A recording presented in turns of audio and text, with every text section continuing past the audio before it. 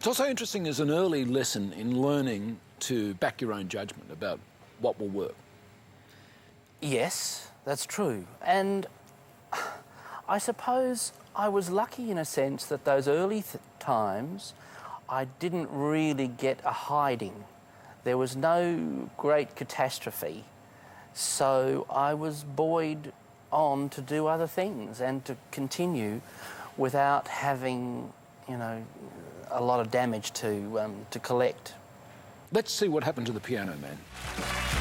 Yes, it's time to meet a kaleidoscope of guests on The Mike Walsh Show.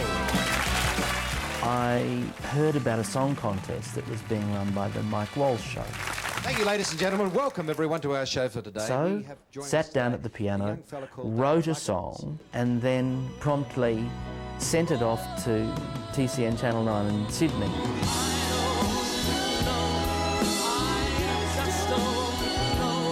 So there I was, singing my own song, going out to hundreds of thousands of people. I was there at the right time, and there with a very generous and very savvy host and producer, as he is. Oh, nice job, Simon. His own composition, I don't want to know. Abba dabba dabba dabba dabba dabba dabba, said the chimpy to the monk. From one mentor, I was exposed to another with Debbie Reynolds. She was a wonderful, wonderful person who then said, you know, have you thought about coming to America?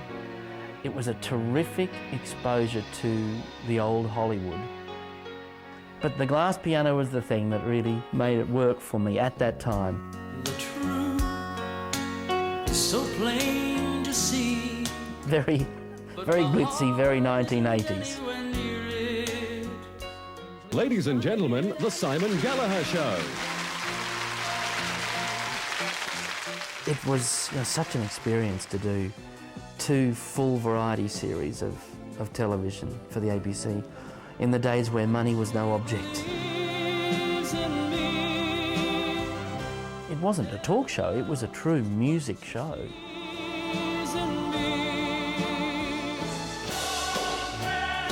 In Brisbane in the mid-80s, the Lyric Theatre at the Queensland Performing Arts Centre opened its doors for the first time with the wonderful Pirates of Penzance. So here I was coming back home to this packed auditorium that we played to every night for weeks on end.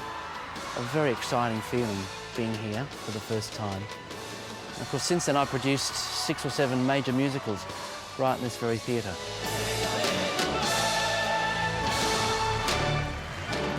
I'd had a long innings, and before I was 30, I'd been in the business 15 years, been in it half my life. And that's all I'd known as a life.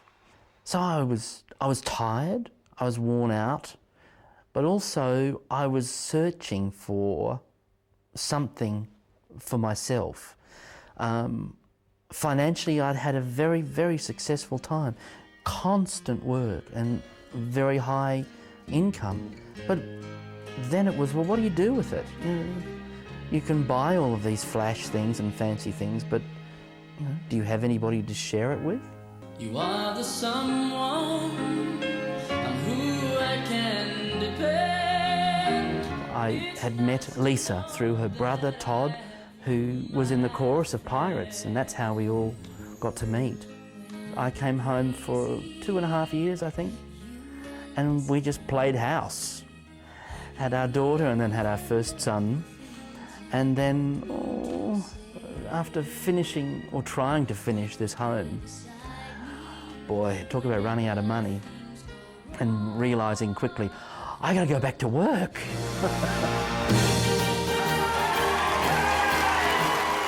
At the same time, I was also determined to revisit the Pirates of Penzance. Everybody said, no, won't work again.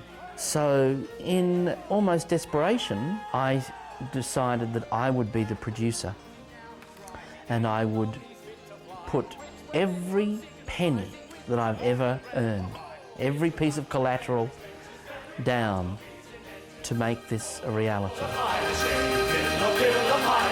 But we got it on, and it was a huge success. And the pirate's nest egg, the play money, the treasure money became, all right, now we're going to put on this show. And all being well, you can roll it over and we'll do another show. And that's all well and good until you have a disaster. But we had a lot of successes, then we had a disaster. Something familiar, something peculiar. There's a show called A Funny Thing Happened on the Way to the Forum. Well, Simon, to say the least, in a long career, it's inevitable some things are going to come unstuck. Remarkably few for you. But you had a string of successes, both as a young impresario, as a performer, and you decide you're going to let it go. Walk away.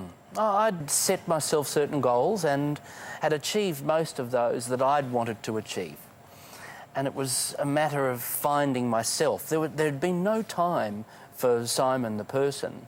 It had been almost, it had become like a machine. If it wasn't television, it was recordings. If it wasn't that, it was performing live right around Australia. It was an extremely gruelling time, and you run out of puff. So I had a lot of questions to answer and a lot of searching, and as I said, I needed to really find what I wanted to do to make myself personally happy. Going back into showbiz, you realised pretty quickly, didn't you, that you dropped off the radar screen. Like all these things are a two-edged sword, because there was an upside to this being ignored, if you like, with closed doors, because you decided to make your own way, underwrite your own work. Once again, your performing days are potentially limited, and they're much more limited than they are as a producer or entrepreneur. How big a risk are you prepared to take? I mean, are you going to, when you go home and say, let's do this show, what are you prepared to put on the line? Well, I did just that. I went to my wife and I said to Lisa, this is what I want to do. I really believe in doing a new version of the Pirates of Penzance. It had worked before. Yes, and it was still the most requested thing, but no one else was going to do it. And I must have been mad thinking about it now, to say, all right, I'll put everything on number 32 and let's spin the wheel again. And I said to Lisa, this is a real fork in the road.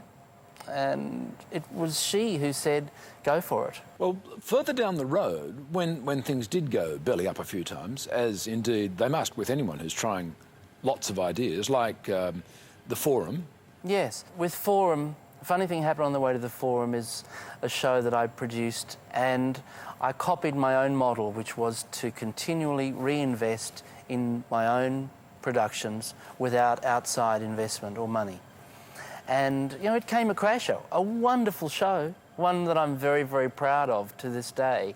But they didn't come. They didn't pay their money to come, so it didn't work. Who said when they don't come, you can't stop them? Yes, that's the one. Yeah. Well, there's no business like no business. And did that happen with Eureka? Eureka was a different situation where I was involved. I was asked to become involved as the producer to get it to the stage. The money had been raised, and there were some very brave investors in doing a brand new Australian musical, and those things don't come along. Okay, we've had The Boy from Oz and we've had Shout, and we've now had Dusty, but they're all jukebox musicals, as they call them, other people's hit songs. But an original score is something that we still really haven't pulled off. So it was very exciting to me to be involved with a project like that. What do you draw from those failures? You have to move on. You have to be prepared to say, okay, that didn't work. As long as you still have the integrity of the work and you've done everything to the best of your ability in the best way it possibly can be presented. Does it make you, though, once bitten, twice shy? A lot, yeah. And there are two rules, they say. Never put your own money in show business is one, and the second is never put your own money in show business.